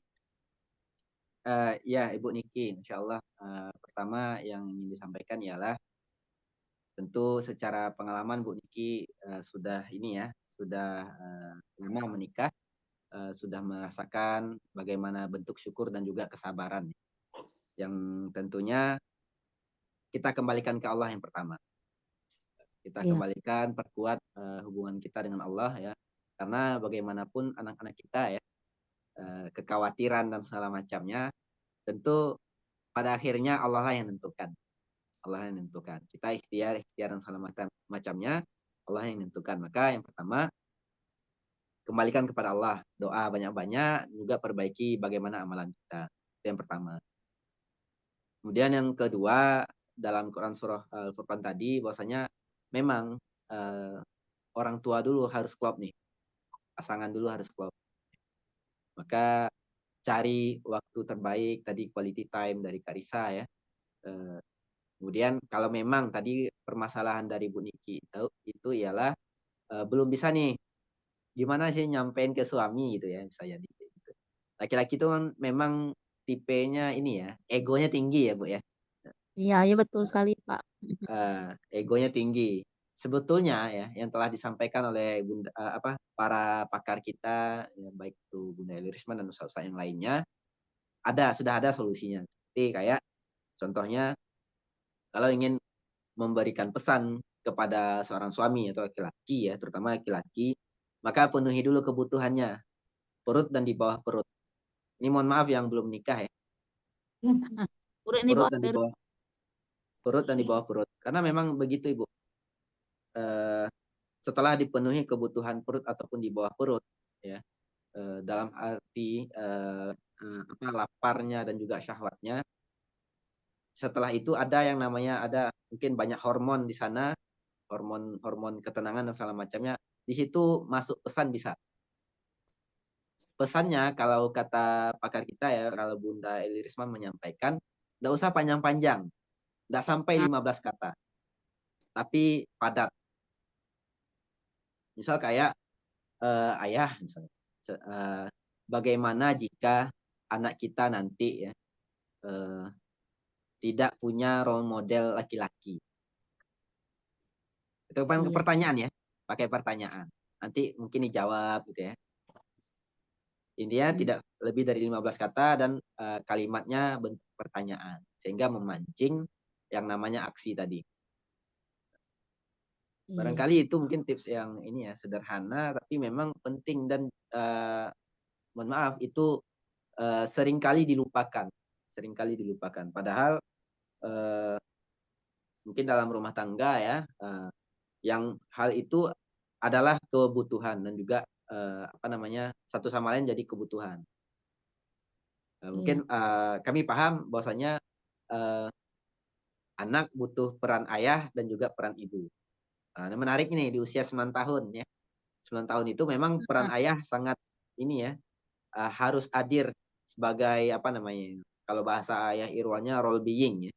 Hadir membersamai setiap peran kelaki-lakiannya. Nah, kalau memang juga belum ideal, misalnya ayah belum setidaknya tidak ada yang ada sedikit-sedikit saja untuk memberikan stimulasi ataupun praktek di lapangan. Tadi pastikan ibunya menceritakan atau punya pengalaman positif saja ke anaknya, berikan pengalaman-pengalaman positif anaknya tentang ayah. Yang kedua ialah coba di usia 9 tahun itu tentu anak sudah punya lingkungan luar ya. Lingkungan luar, maka bisa jadi melibatkan lingkungan luar seperti sekolah, lembaga gitu ya. Yang punya role model laki-laki yang mungkin cukup mumpuni. Memang laki-laki gitu ya. Bisa dicontohnya. Sekolahnya siapa ya.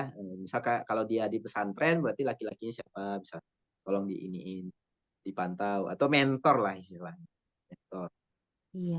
Kalau di rumah karakter Zawiyah ya, surah Al-Quran, Yayasan Anak Soleh ya, rumah karakter itu ada peran laki-lakinya juga dimunculkan di sana.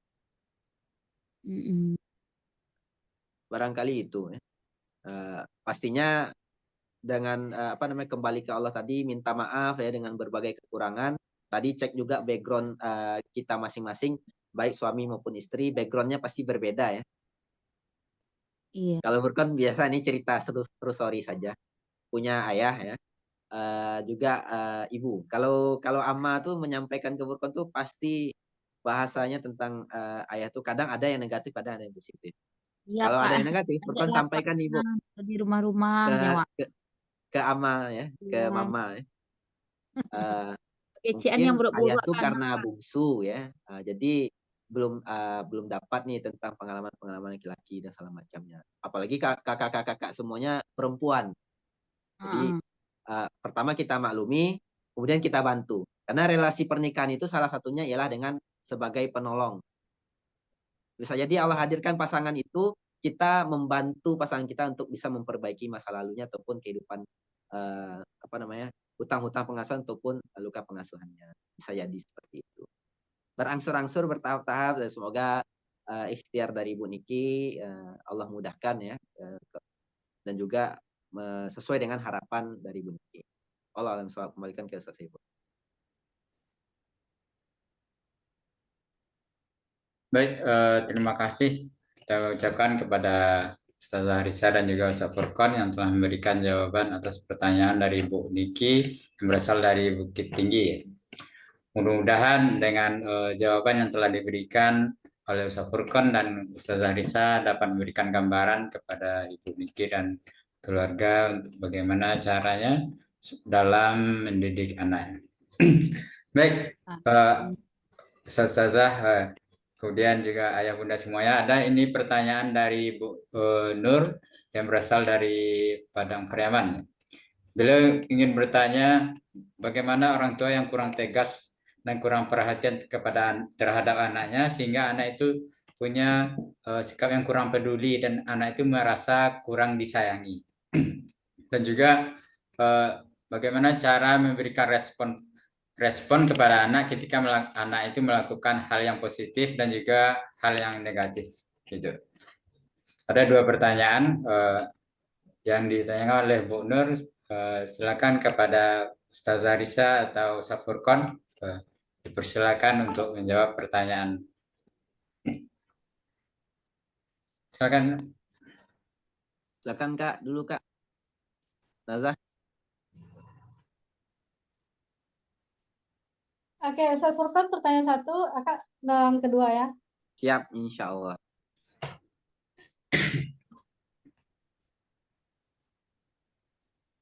Oke, Ustaz Furqon dulu atau Akak? Silakan Ustazah dulu ya, Ustazah Risa dulu. Oke, baik. Terima kasih Bu Nur. Pertanyaannya, bagaimana orang tua yang kurang tegas atau kurang perhatian kepada anak sehingga anak merasa tidak mendapatkan perhatian gitu.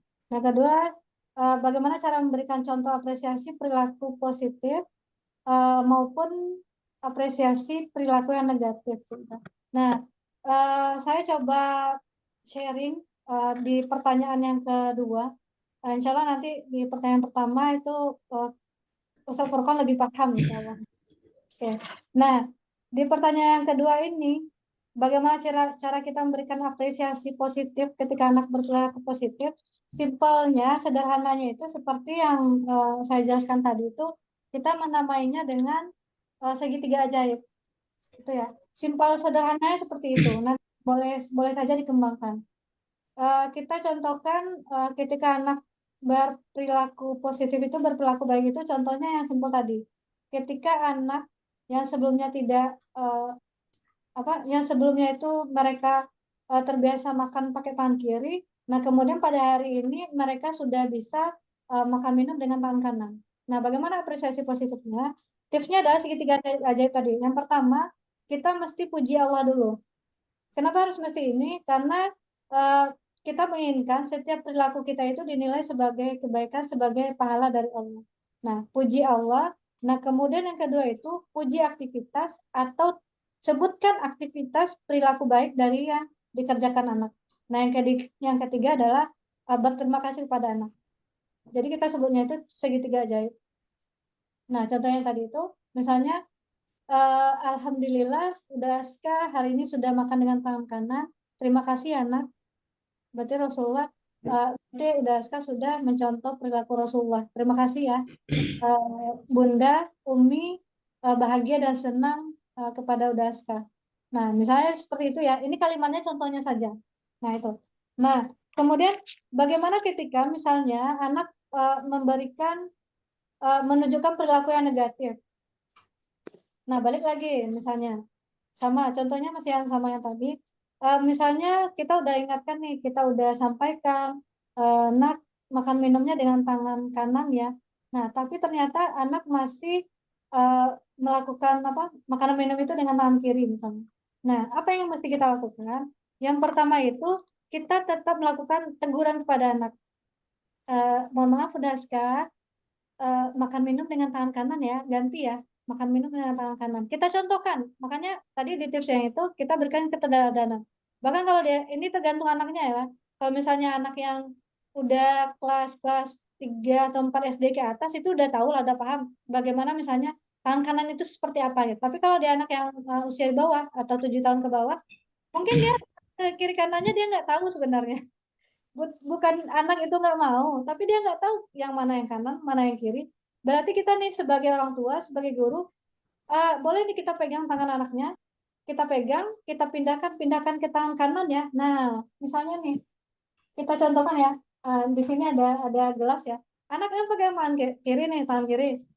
Makan minumnya dengan tangan kanan ya. Nah, kita ambil, kita pindahkan ke tangan kanan. Ini tangan kanan ya anak ya. Nah, itu kita memberikan keteladanan gitu kan. Kita tegur, langsung kita perbaiki. Nah, berarti yang pertama itu kita tegur dulu, kemudian kita perbaiki, kita berikan contoh yang baiknya seperti apa. Nah, kadang-kala misalnya kita di orang tua ya, nah alhamdulillah Risa juga sebagai orang tua, anak kandung ada 2 dan anak didik ada ratusan ya.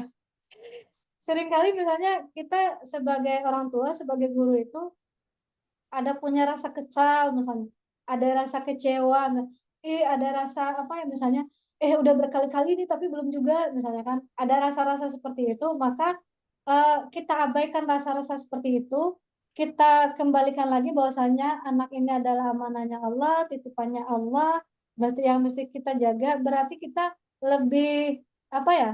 Kalau misalnya kesabarannya masih 10, berarti kita tambah lagi nih sabarnya mesti 20 ya. Kalau misalnya kesabarannya 20, berarti mesti tambah lagi 30 misalnya. Nah, jadi kesabarannya ini ibaratnya itu memang berganda-ganda ya, berganti-ganti ya, saya kata Upin ya. Nah, seperti itu. Jadi perilaku positif tadi 3 dengan segitiga ajaib, dengan perilaku yang negatif tegur, kemudian abaikan, nah setelah itu kita perbaiki. Nah, dan terakhir kita kalau bisa ya, kita memiliki doa khusus buat satu-satu. Masa satu-satu anak itu, misalnya anak ini apa nih, ya Allah udah lama kali, udah berbulan-bulan, tapi dia juga nggak berubah. Kita minta nih kepada sang pemilik anak siapa Allah. Nah kita doakan ini spesial khusus buat anak itu, kita doakan ya Allah mudahkanlah dia buat ini. Nah yang di anak ini kita memperbaiki, ya Allah kita mudahkan buat ini dia berperilaku baik seperti ini ya. Itu satu-satu dan detail. Nah, karena doa itu adalah senjata yang paling ampuh buat kita sebagai orang muslim gitu ya. Nah, itu mungkin tipsnya Bu Nur, Afwan Minkum, silakan Ustaz. Baik, untuk pertanyaan pertama terkait ketegasan dan juga apa tadi kurang perhatian terhadap anaknya. Pertama, Bu Nur ya, dari sudut pandang anak dulu ya. Kita sebagai anak ya, kita pertama harus menerima bagaimanapun kondisi orang tua kita. Karena memang kita tidak dilahirkan dengan meminta dilahirkan oleh orang tua siapa gitu ya. Kalau kita dihadirkan oleh orang tua yang mungkin saja punya kekurangan yang demikian, maka bisa jadi itu adalah tugas kita sebagai anak untuk berbakti kepada mereka agar apa? Agar yang tadi ya, agar perlahan ketegasan ataupun kekurangan perhatian itu perlahan-lahan bisa sampai kepada orang tua kita. Karena dalam Quran ya tidak ada pakai syarat berbakti kepada kedua orang tua. Tidak ada pakai syaratnya. Memang Allah perintahkan dan wasiatkan untuk berbakti kepada orang tua. Itu yang kalau dari sudut pandang sebagai seorang anak. Kalau dari sudut pandang sebagai orang tua, tentu ketegasan, perhatian ini menjadi PR untuk orang tua tersebut. Cuman seperti ini, ketegasan seperti apa? Apakah perempuan harus memiliki sifat tegas? Ini jadi pertanyaan. Sebetulnya tidak cocok sebetulnya ibu atau para perempuan ya, para ibu itu memiliki ketegasan sebagaimana para ayah. Beda ininya. Beda dalam hal apa namanya? Dalam hal aura. Maka yang cocok itu dalam hal ketegasan ialah laki-laki. Ayah adalah raja tega, raja tegas. Dan ibu adalah tempat kenyamanan. Bagaimana dengan anak? Maka jangan dicampur aduin ya. Ibu yang tegas.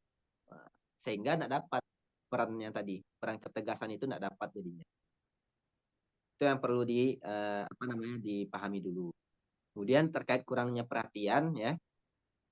Bisa jadi orang tua tersebut mungkin mendapatkan selama di pengasuhan dia ya, baik itu semasa kecil dan segala macamnya, belum dapat perhatian dengan orang tua. Bisa jadi itu adalah hutang pengasuhan ataupun lekat pengasuhan. Maka sebagai orang tua tentu harus sadari ini adalah kekurangan ya, dan perlu diperbaiki. Perhatian itu sebetulnya ya tidak akan berdampak kepada anak yang salah persepsi. yang benar persepsinya. Baik itu diperhatikan ataupun tidak akan berdampak kepada anak yang tidak yang benar persepsinya. Kalau salah persepsinya dengan orang tua, berarti jelas. Weh, orang tua saya seperti ini. Kan mulai salah ya persepsinya ya. Maka kalau orang tua belum bisa diperbaiki, maka dari anaknya gitu ya, sebagai anak kita perbaiki ya. Persepsi kita dan orang tua mulai perlahan diperbaiki. Bisa jadi orang tua kita butuh bantuan untuk diperbaiki dan segala macamnya. Bisa jadi orang tua kita memang perjuangannya untuk menafkahi kita itu berat dan susah ya. Nah, kita ambil sudut pandang orang tuanya seperti apa. Namun tentu sebagai orang tua ini lambat laun harus belajar dan memperbaiki diri. Sebab kalau kata Ibnu Qayyim Al-Jauziyah, jangan jadi orang tua yang cuek. Cuek itu apa? Yang abai terhadap perkembangan anaknya dan juga tidak mengajarkan adab. Itu kalau dari segi pesan kepada orang tua. Ini bukan jadi pembenaran untuk anak-anak kepada orang tua ya. Woi, ayah cuek mah, ibu cuek mah, dosa dan segala macam. Enggak. Jadi tugas kita tetap birrul walidain kalau sebagai anak. Perlahan-lahan doakan ya, terus karena hidayah itu Allah yang ngasih gitu ya. Ikhtiar kita ya bentuknya dengan birrul walidain tadi. Oke, itu ya, karena Anda baca sepertinya sudut pandangnya sebagai anak ya, sepertinya. Wallahu a'lam bishawab, semoga bisa jadi bahan renungan bersama. Balikan ke Ustaz Saiful. Baik, terima kasih ayah bunda semuanya yang telah hadir, dan juga kepada Ustaz Furqon dan juga Ustazah Risa sebagai pemateri kita, dan juga yang telah memberikan jawaban atas pertanyaan-pertanyaan dari ayah bunda semuanya pada malam hari ini. Ayah bunda semuanya, mudah-mudahan kegiatan kita pada malam hari ini diberkahi oleh Allah dan banyak ilmu yang dapat kita petik pada malam hari ini. Mudah-mudahan dengan kegiatan parenting talk ini dapat memberikan wawasan bagi kita sebagai orang tua bagaimana cara menerapkan adab kepada anak-anak kita semuanya. Amin ya rabbal alamin. Baik, ayah bunda semuanya, karena waktu telah hampir jam 10.20 dan juga sesi tanya jawab sudah selesai. Untuk sebelum kita tutup, mari sama-sama kita berfoto dulu bersama ayah bunda semuanya. Silakan bagi ayah bunda yang bisa yang bersedia untuk menghidupkan kameranya, dipersilakan. Kita akan foto bersama dulu sebelum penutupan.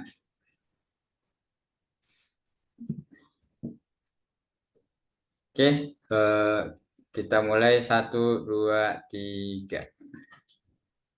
Kita mulai lagi 1, 2, 3. Oke, baik ya bunda semuanya, Ustazah yang telah menyampaikan materi kita pada malam hari ini. Terima kasih atas kehadirannya semuanya, ya bunda semuanya. Kepada seluruh ya bunda semuanya, untuk mohon untuk